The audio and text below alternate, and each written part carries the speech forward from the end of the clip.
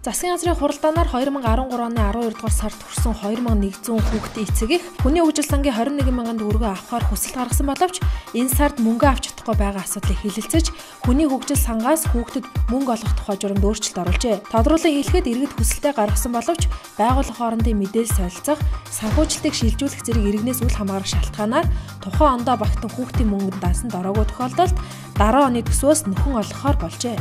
Тэтгэврийн даатгалын шимтгэл төлсөн эхнэр нөхрийн айл нэг нь тэтгэвэр тогтоолгохноос хойш нас орсон тохиолдолд гэр бүлийн хүн нь нөхөр буюу эхнэрийнхээ амьд зэрүүн бага хугацаанд авч байсан тэтгэврийг үргэлжлүүлэн авах харилцааг зохицуулах, хамтын тэтгэврийн тухай хуулийн төслийг Улсын хурал засгийн газрын гишүүн Эрдэнэ санаачлан боловсруулсан. Хуулийн төслийг засгийн газрын хуралдаанаар хэлэлцээ зарим асуудлуудад анхаарч тооцоо судалгаа хийсний үндснээр эцэслэж шийдвэрлэх нь зүйтэй гэсэн саналыг төсөл санаачлагчид уламжлахаар тогтлоо.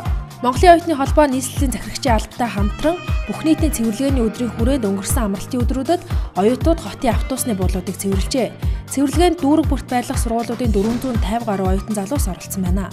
Ардчилсан хувьсгалын удирдагч Төрнэмийн нэрс зүтгэлтэн зориг агсны төрсөн өдөр өчигдөр тохиож ил өдрийн хүрээнд уламжлалт ёсоор зориг агсны гэр бүл, найз нөхөд хамтран зүтгэгчд нь болон зориг сангийнхан түүний дурсгалыг хүндэтгэж хөшөөнд нь хүндэтгэл үзүүлэн цэцэг өргөжээ.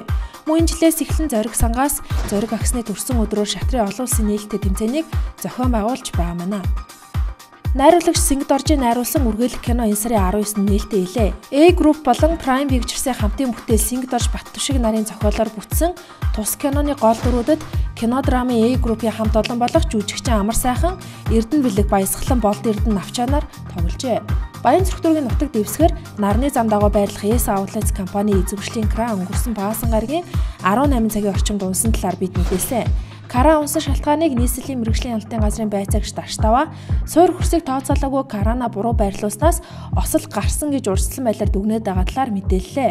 Нийслэлийн хэмжээнд энэ оны эхний улирлын байдлаар хүний дархлал хомсдолын вирусын тохиолдол 7 удаа гарсан талаар үндэсний статистикийн орноос мэдээлжээ. Ингэснээр улсын хэмжээнд хүний дархлал хомсдолын вирусын нийт 158 тохиолдол бүртгэгдсэн байна.